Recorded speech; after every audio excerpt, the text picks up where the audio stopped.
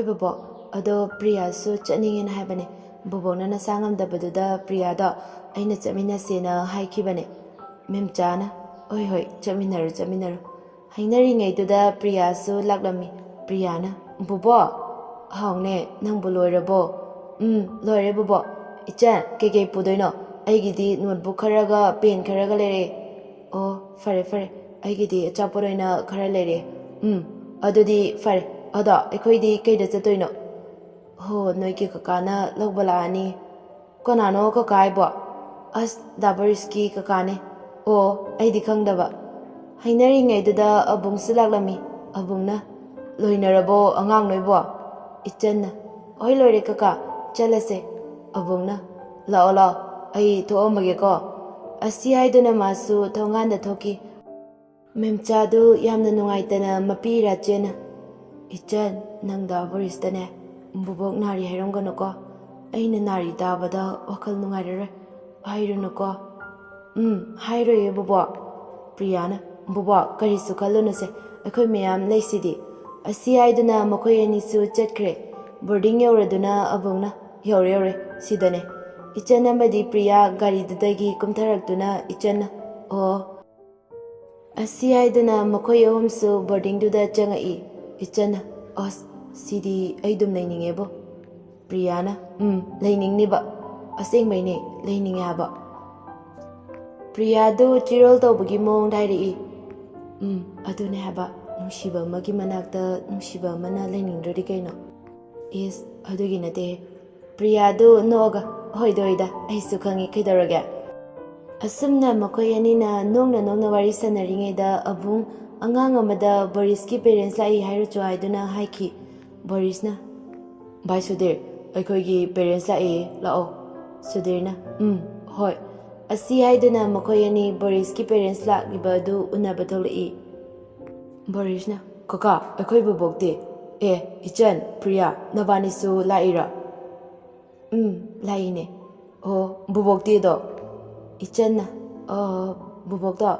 Ekoi chiche do bubokna chakobane. Adugi laktraba. Mathang lakpadoina yauragena haibane. Borisna. Oh. Se, achapa se, payo. Manungdasu notebooksu yaurapane. Pensu. Noina lereira. Bubokna pibasu yaubane. Achapona yambane. Nangdi achapa mayam chaina. Achapona kharayaman bane. Boris tu noklag. Oh. Priyana. Boris, nang boarding da changhibada thamoi chakpa miyam yaure ko. Ichan sauraga Priya da haifejingi. Boris na. Kanano ne? Kanano asibu. Karigi thamoi chaino. Chakan hayo koina. Priya do nooga. Haige. Tanja duda abungi kola malaktuna Boris ki manaktagi lapthoktuna wari sanari. Mana sumna hek lapthokibadagi Boris khonjel yam piknairi. Ichan, Priya, nabani mag nanamada yengningbra. Priyana. Ho yengjaningde. Borisna. Is nang buraba. Nang na yengdariduba. Priyana. Is yengmandana pele. Ichan Priyada mamit khani yenglaklami. Aduga Borisna hek wangange tawbada. Ichan ming kekauge. Borisna. Ming paudi haidora. Wa sitabada Ichan harauna Boris yengje. Sudir ichangi matawduda Borispu ichanna nusijaba adu mayek sengnawre aduga somu machin mana. Priyana. Hairo ming director di ekoidi kamaina khangdeba. Borisna. Haibirage. Mana maming hek haige tawbaga Sudirna magi lengjumda kanna paisili. Koinu bai naine kori torage. Asumna mana Sudirda yengbada Sudirna ming adu hairnu haibagi matagumna mangaktu hai. Makoy anigi matawduda ichandi masana mahak mangni khanduna momon noktana leiri. Priyana. Nokono he. Borisna. Kakalai. Abungna. Boris, ai thaba malere. Adugi kharatuna chataba yarara. Mathang lakpada buboksu yaurage. Adu ngasigidi kakase thaba malere. Chalagi ko. Borisna. Hoi. Adudi leorage ko kaka. Abungna. Priya. Ichan. Chalasla. Ichan amadi Priyana. Hoi. Priyana. Boris, chale ko. Boris, chalamdai duda mo fagi tari. Hoi, chalo chiche. Ichan, chale ko da Boris. Boris na. hoi hoi chalo chalo ado mathang lakpadadi buboka lakminako ichana hoi lakminage asi haiduna chakre makoine hek chakhibaga Borisna koino bai nangna hairiduna Sudhirna ngaiko aduga lari ai kaino ma hange koi hangdeba hauziki ichana haibanu pida nogi mari mata thongnabra kaidenoda thongnade lekai gi ichane oh adugi oire koino oire haiduna mana nangse sum yengbada nungsiba manba konana no haise as noigi hauziki ichan haibra ado karino bai lekai gi ngangne lekai masen nungsinaba yade haiba leibra oh adugira nangna Resmi gi ming haige tawbada kanna paisilai hoi karigumba nungsiramena khalo as nangsidibako yare to Resmi da mo onsilase nangna maronama hayeng engonda tainabra khangde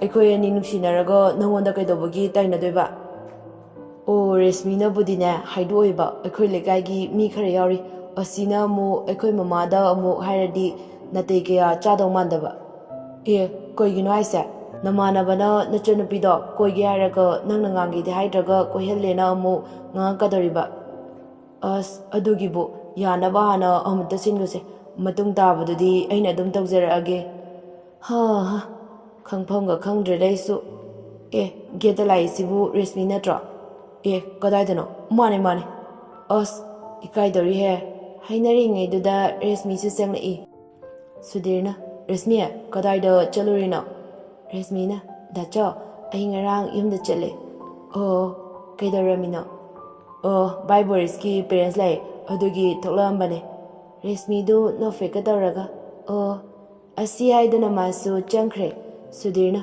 koino asina mu no feka tawradana Borisna aingonda yengbagi oiramnine yare bungo baka fabiranu chalasi lao khoju hoi changase asumna babani magna room da changlakpada Anil kaptana leirami Boris tu pakhana chinjalaga khoidorage bai khoidorage haba mairabana moi saido atopa nupa ama khangnaraga leirami adugi kappiba Borisna yarebo nupi kainaraga kappiba hoi nupiduna kaina ningdana kaina khiba natana aidi suko kapoi mairabana nirudo atopa nupa ama koinara leirami aduga mana niruda thina bodi ngangamabane Borisna thina ngangambera mana kapise mairabana Boris nanga wari sanaba mise ngawdrasu nanga wari sanaradina ngawiduni aina haibadina mana bodi ngangami haidana aduga ngangsu ngangruraga nungairaktra haiba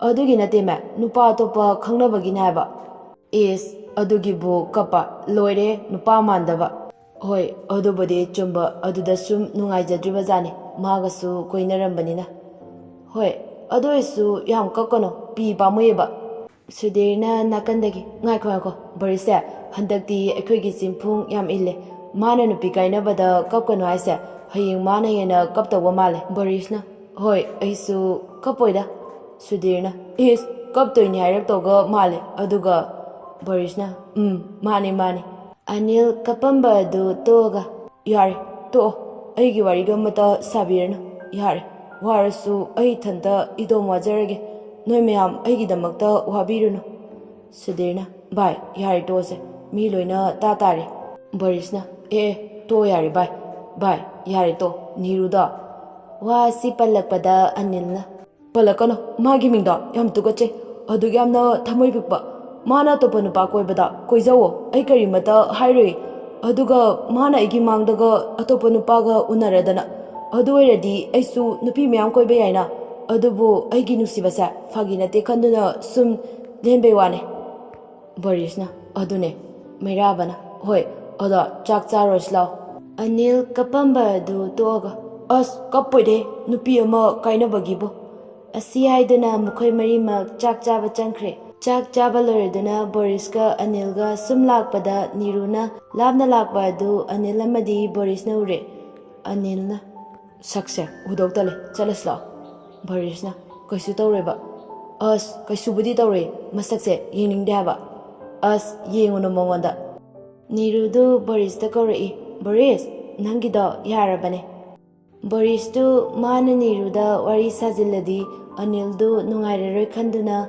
khaksinadaba saduna kaibuno as aingwanda nangna haibiyona giri giri ta'amaga khangdabaga saradana noi nupido wadu haiba loidringe Borisna yare Niru aiga kona hainarasi asi hairaga Anil amadi Boris satkre Nirudu yamna sauna machinda murum murum soli is Borisa aiga Aninga toknakhre haibaduda oira male yamna dimanga saicha asi haiduna masu changkre ichanna bubo haune buboksida leye da Borisna na bubo hange adubu exam yanina lakpa yadre aduna bubong naba yam thuna faroko aduga mathang lakpada yaro haire isudo nungsibanine aisu chatningbani adubu hakchangse ngamdabasida upai letre Priyasu yam nungaitana bubo kaisu tarwe kaisumta khalunuse adui sarukne bubo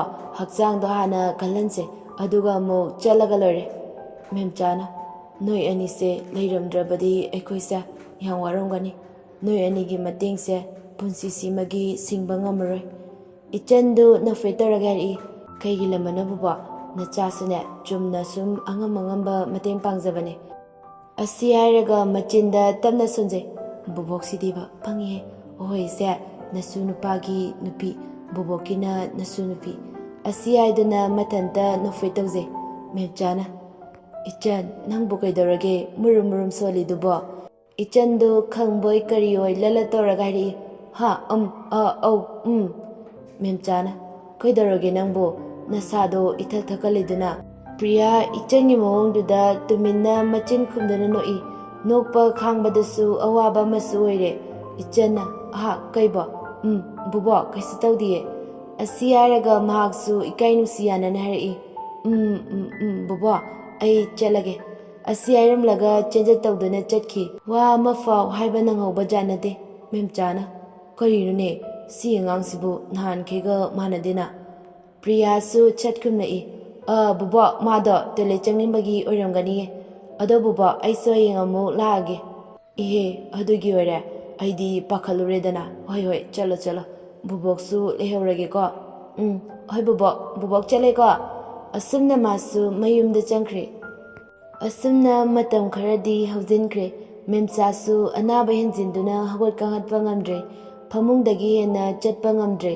ichanna madi Priya makoi anidi memcha hoida dumak leire haiba yai memchagi seva tawduna le memchana ichan nangda Borisdo wari amatadi sananingbane bubokse ichanna bubo ai call tawge ko asi haiduna call tawi adubu laibak thibani call adu pairaktre yam nungaitana phone aduda mit kuptana yengduna le mamittagi mapisu sinthaba lepte memchana ichan khaidorage pairaktrabo bubo da Borisda class tawri hai hore loiraga tawrak hai yam thuna tawrakani hai memchadu nungdi nungaijade adubu awabasing adu losillaga hairei ho fare hore loiraga tawjaranida hoi bubo aigi suse marabak onthoknasu thikredako pokpadagi mama mapagi minungsi phangjaraktrabane isugi khanbadaise siba ngamloidoribane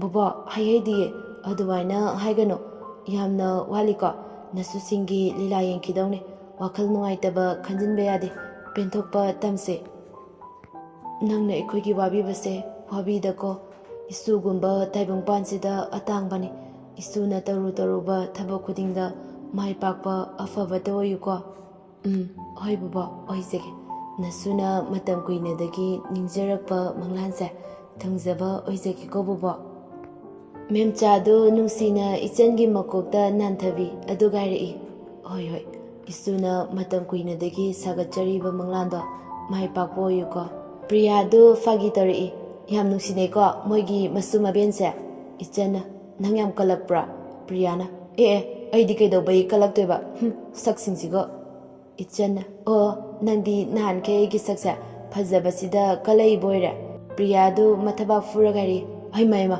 yengune saksiga ngangthoreidugo yam chanadige khara dum tarakani adum yabane moyanigi matawduda memcha kumai yengbagumna nokchei